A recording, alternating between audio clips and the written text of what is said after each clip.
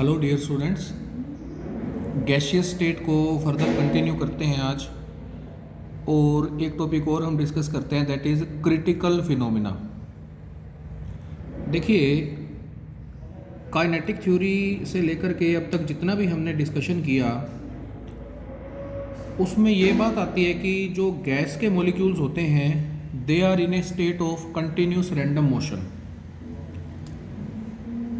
तो हम अगर गैस के मॉलिक्यूल का टेम्परेचर लो कर दें, आपके पास एक गैस है किसी भी कंटेनर में, आपने उसका टेम्परेचर है जो वो लो कर दिया।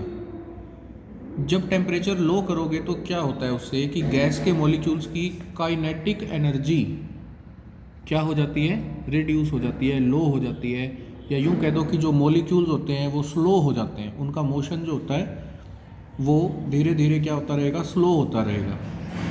फिर अगर हम गैस को प्रेशराइज कर दें, प्रेशर अप्लाई कर दें, तो उससे क्या होगा कि जो मॉलिक्यूल्स हैं वो पास पास आना शुरू हो जाएंगे। मतलब लो टेम्परेचर और हाई प्रेशर पे क्या होगा कि हम गैस को लिक्विफाई कर सकते हैं।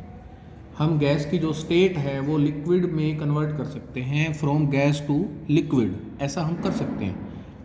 मतलब टेम्परेचर अगर आप लो करते हो और प्रेशर अगर आप इंक्रीज़ कर देते हो, तो आप ऐसा बोल सकते हो कि गैसेस कैन बी लिक्विफाइड। तो क्या ऐसा हर एक टेम्परेचर पे, हर एक प्रेशर पे हो सकता है? नहीं हो सकता। उसके लिए हमारे पास क्रिटिकल टेम्परेचर, क्रिटिकल प्रेशर और क्रिटिकल वॉल्यूम, तीन बातें होती हैं, TC, PC and VC. This is critical temperature, this is critical pressure and this is critical volume. तो क्रिटिकल टेम्परेचर क्या है, सबसे पहले ये डिस्कस करते हैं। It is a temperature above which a gas cannot be liquefied, however large pressure may be applied on it। Definition को समझिए।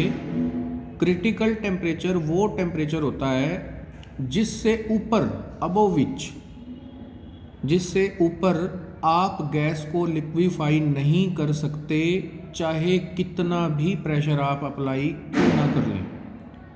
जैसे सपोज करिए किसी भी गैस के लिए क्रिटिकल टेम्परेचर की वैल्यू जो है वो 50 डिग्री सेल्सियस है। इसका मतलब अप टू 50 डिग्री सेल्सियस तो आप गैस को लिक्विफाई कर सकते हैं, लेकिन 50 से जैसे आप ऊपर चले जाओगे, 51, 52, 53, 55, 60, तो आप गैस को लिक्विफाई नहीं कर सकते, चाहे आप कितना भी प्रेशर अप्लाई क्यों ना कर लें। मतलब क्रिटिकल टेम्परेचर एक मैक्सिमम टेम्परेचर है up to which a gas can be liquefied by the application of pressure। समझ में आया? ये क्रिटिकल टेम्परेचर होता है। क्रिटिकल प्रेशर क्या है? Minimum pressure required to liquefy the gas at the critical temperature is known as critical pressure of the gas. मतलब देखो, क्रिटिकल टेम्परेचर पे भी गैस को लिक्विफाई करने के लिए कुछ प्रेशर तो आपको लगाना ही पड़ेगा ना। That minimum pressure which is to be applied at critical temperature, at critical temperature, gas को लिक्विफाई करने के लिए कितना मिनिमम प्रेशर आपको लगाना पड़ेगा, उसको हम क्या बोलते हैं कि ये क्रिटिकल प्रेशर है। और क्रिटिकल वॉल्यूम तीसरा, तो क्रिटिकल वॉल्यूम क्या है? The volume occupied by 1 mole of the gas at critical temperature and pressure is called as the critical volume। आपके पास ये दोनों क्रिटिकल हैं, TC और PC हैं। Eight critical temperature and pressure gas का 1 मोल कितना वॉल्यूम ऑक्यूपाई करेगा, वो उसका क्या कहलाता है? Critical volume.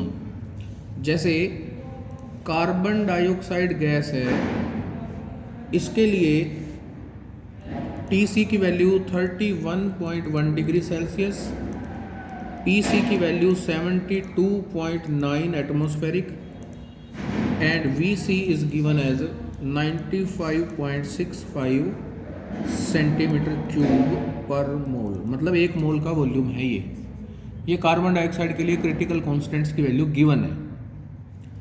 अब क्रिटिकल कांस्टेंट और वंडर वाल कांस्टेंट्स में क्या रिलेशन है, या यूं कह लो कि आप क्रिटिकल कांस्टेंट्स की वैल्यू कैसे निकाल सकते हो, तो वो वंडर वाल इक्वेशन को यूज़ करके हम लोग निकाल सकते हैं। तो देखिए, how to find out the critical constants, बहुत इंपॉर्टेंट टॉपिक है। तो सबसे पहले for 1 mole of a gas, अगर आप वंडर वाल इक्वेशन लिखते हैं तो वो क्या होती है, P plus a by V square V minus b is equal to R T. ये 1 मोल के लिए वंडर वाल इक्वेशन हो गई। सिंप्लीफाई कर लो, P से मल्टीप्लाई के अंदर P V minus P b plus a by V minus A B by V square is equal to R T. अब इस पूरी इक्वेशन को मल्टीप्लाई कर रहा हूँ, मल्टीप्लाई बाय वी स्क्वायर, तो ये इक्वेशन चेंज हो गई, क्या होगी, P V cube minus P B into V square plus ए वी और minus A B is equal to R T V square. इस पूरी इक्वेशन को मैंने वी स्क्वायर से मल्टीप्लाई कर दिया। अब इसको डिवाइड कर रहा हूँ बाय p, तो यहाँ क्या रह गया, v क्यूब, यहाँ क्या रह गया minus b into V square, यहाँ क्या रह गया प्लस ए वी अपॉन पी, यहाँ क्या रह गया माइनस ए बी अपॉन पी, और यहाँ क्या रह गया R T by P into V square. पूरी इक्वेशन को मैंने क्या किया, P से डिवाइड कर दिया। अब इसको रीअरेंज कर रहे हैं इक्वेशन को, थोड़ा सा ध्यान से समझिएगा। V क्यूब, देखो वी स्क्वायर यहाँ भी है और वी स्क्वायर यहाँ भी है, इसको इधर ले आओ तो ये हो गया minus b plus R T by P, और इन दोनों के साथ क्या हो गया वी स्क्वायर, प्लस में a V upon P minus A b upon P is equal to 0। ये इक्वेशन आपके पास बन गई। सिर्फ वंडर वाली इक्वेशन को सोल्व किया है और v की पावर्स की फॉर्म में, देखो यहाँ पे पावर 3 है, यहाँ पावर 2 है, यहाँ पावर 1 है, यहाँ v की पावर 0 है, मतलब v है ही नहीं ना। तो डिसेंडिंग ऑर्डर में हमने v की पावर्स की डिसेंडिंग ऑर्डर में हमने रीअरेंज करके यहाँ तक हम पहुँच गए। आई होप यहाँ तक आपको समझ में आ गया होगा। इसके बाद देखिए, अब हमारे पास जब क्रिटिकल कंडीशंस होंगी, एट क्रिटिकल कंडीशंस, जो V होगा वो किसके इक्वल होगा, VC के। वॉल्यूम जो है वो क्रिटिकल होगा ना, या फिर आप यूँ लिख सकते हो V minus V C is equal to 0। जब V is equal to V C है तो V minus V C is equal to 0 ही होगा। और you can say V minus V C cube is equal to 0। दोनों तरफ cube कर दो, इसका क्यूब हो गया 0 की कितनी भी पावर कर लेंगे तो 0 ही रहेगा।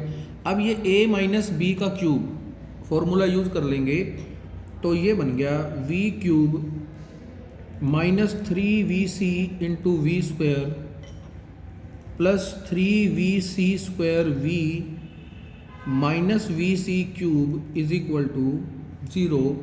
लेट दिस बी, इसको मैं इक्वेशन नंबर 1 बोल रहा हूँ, इसको इक्वेशन नंबर 2 बोल रहा हूँ। Let this be equation number 2। समझ गए बात। अब क्या करिए, in equation number 1 put P is equal to P C and T is equal to T C. ये जो फर्स्ट इक्वेशन है इसके अंदर मैं P की जगह PC और V की जगह VC पुट कर रहा हूँ। देखना V की जगह नहीं कर रहा तो V cube minus B plus R T C by P C V square plus A V upon P C minus A b upon P C is equal to 0। Let this be equation number 3। देखो equation number 1 में मैंने t की जगह T C, p की जगह P C, यहाँ भी p की जगह पी सी, यहाँ भी p की जगह पी सी पुट किया है। v को सब्सटीट्यूट नहीं किया क्योंकि अब मैं इक्वेशन नंबर 2 और 3 को कंपेयर करूँगा तो v की पावर्स को मैं आपस में कंपेयर करूँगा। तो v के साथ यहाँ देखो इक्वेशन नंबर 2 में यहाँ वी सी ऑलरेडी है कि नहीं। इधर देखो v के साथ यहाँ भी वी सी है, यहाँ भी वी सी है, इसलिए मैंने इक्वेशन नंबर 1 में p की जगह पी सी और t की जगह टी सी पुट किया क्योंकि नंबर 2 और 3 को अब हम कंपेयर करेंगे। तो 2 में वी सी इन्वॉल्व है, इसके अंदर पी सी और टी सी हो गया। बस जो इक्वेशंस आएंगी उनको सिंप्लीफाई करके और हम क्रिटिकल कॉन्स्टेंट्स की वैल्यू निकाल लेंगे। तो अब देखिए क्या करते हैं, कंपेयर कर लो नंबर 2 और 3 को।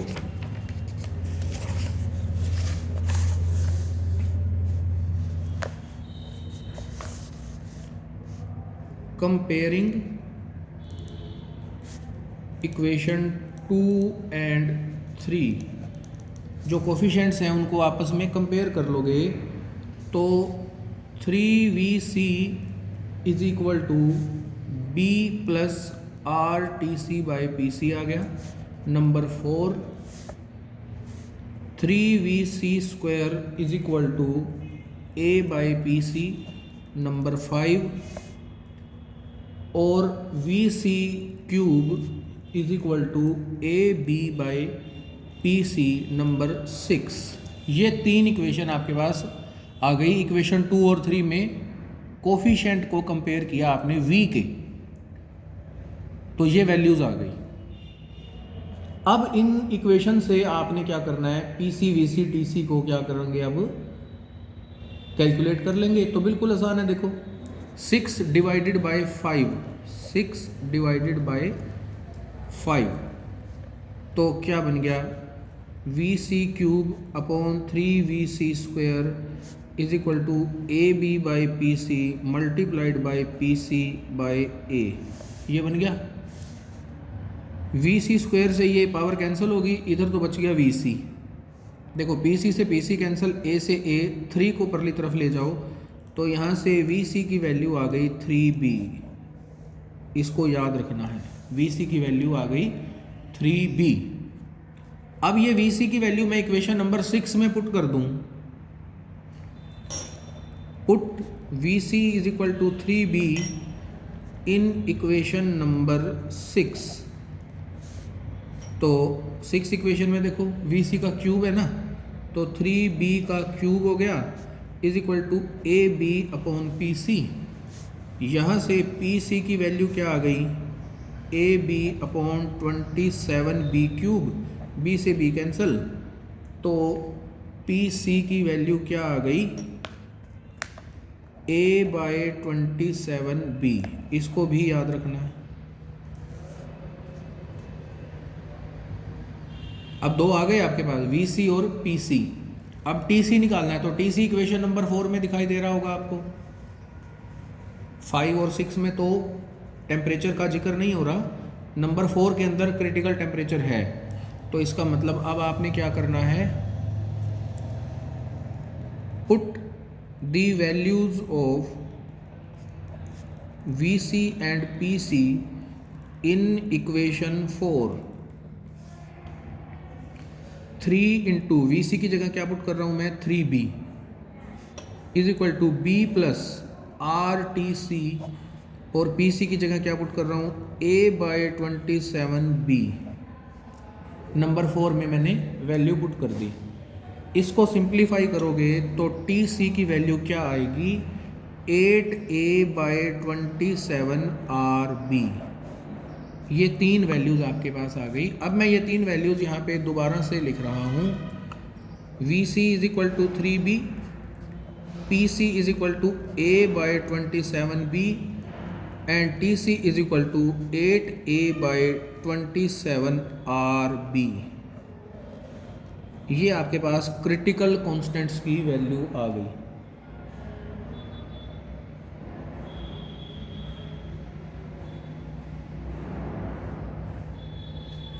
आई थिंक इतना आपको क्लियर है। इससे नेक्स्ट हम देखते हैं कि क्रिटिकल कॉन्स्टेंट्स में क्या रिलेशन बनता है।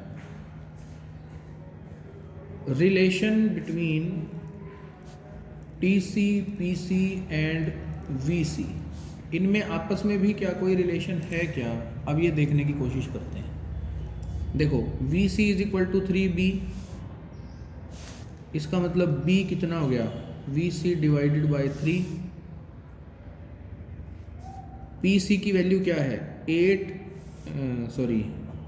पीसी की वैल्यू है a/27b, तो यहाँ पर p की वैल्यू हो गई a/27, b की जगह मैं लिख दूँ अगर vc/3 तो चल सकता है।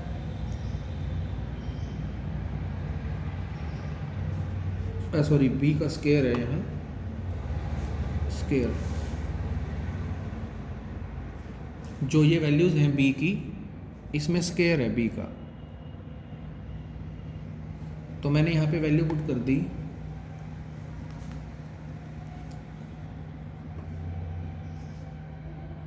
यहाँ से इसको सिंप्लीफाई किया तो a की वैल्यू क्या आ गई, 3pcvc²।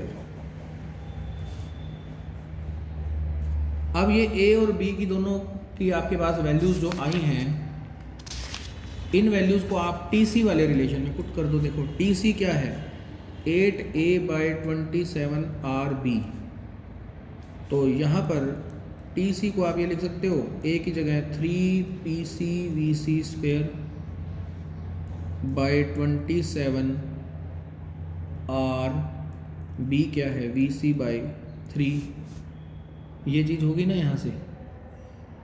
अब सारे को सोल्व कर लो, ये 3 से हो गया 9, ये 3 से कैंसिल हो गया, ठीक है, VC से एक पावर कैंसिल हो गई, तो यहाँ से TC की वैल्यू आ गई 8/3 PCVC/R, और you can say PCVC is equal to 3/8 RTC। ये क्रिटिकल कॉन्स्टेंट्स में आपस में रिलेशन आ गया। PCVC is equal to 3/8 RTC। अब इसी के ऊपर बेस्ड एक न्यूमेरिकल देखिए, आपको कार्बन डाइऑक्साइड गैस के लिए, फॉर कार्बन डाइऑक्साइड A की वैल्यू गिवन है 3.609 इंटू 10⁻⁶, और B की वैल्यू गिवन है 42.75। ये वैल्यूज़ गिवन है, और इसने ये कहा है कि वॉल्यूम है मिलीलीटर में, प्रेशर है एटमॉस्फेरिक में। मतलब A और B की जो वैल्यूज़ गिवन है ना, यूनिट नहीं दे रखा तो यूनिट अकॉर्डिंगली आ जाएगा। वॉल्यूम मिलीलीटर में लेना है, प्रेशर एटमॉस्फेरिक में लेना है। Calculate the values of critical constant, VC, TC, PC की वैल्यूज़ क्या होंगी वो निकालना है। तो सिंपली देखो VC की वैल्यू क्या होती है 3B, तो VC क्या आ गया 3 इंटू 42.75, ये आ गया 128.25। अब देखो ml, क्योंकि इसने कहा है ना वॉल्यूम मिलीलीटर में होना चाहिए, तो क्रिटिकल वॉल्यूम की ये वैल्यू आ गई। PC क्या है a/27b², तो A कितना है 3.609 इंटू 10⁻⁶/27 इंटू 42.75 का स्क्वायर। इसको सारे को जब सोल्व किया तो ये वैल्यू आ गई 73.2 एटमॉस्फेरिक। ये है क्रिटिकल प्रेशर, और टेम्परेचर 8a/27 RB, तो ये हो गया 8 इंटू A की value 3.609 into 10⁻⁶ divided by 27 into, अब R की वैल्यू देखो मिलीलीटर एटमॉस्फेरिक में है, तो 0.0821 ये किस में होती है, लीटर में, तो 1000 से मल्टीप्लाई कर दिया। ये वैल्यू को ध्यान देना, R की जो वैल्यू है ना वो लीटर एटमॉस्फेरिक वाली लेनी है, तो लीटर में वैल्यू 0.0821 होती है, लेकिन मैंने मल्टीप्लाइड बाय 1000 किया है, लीटर को मिलीलीटर में कन्वर्ट करने के लिए किया। ये आप सोचोगे 1000 कहाँ से आया, इसलिए आया 1000 कि हमने लीटर को मिलीलीटर में कन्वर्ट करना है। इसको सोल्व करेंगे, टीसी की वैल्यू इतने केल्विन आ जाएगी। तो इस लेक्चर में हम इतना ही पढ़ते हैं, बाकी फिर नेक्स्ट लेक्चर में करेंगे। Thank you.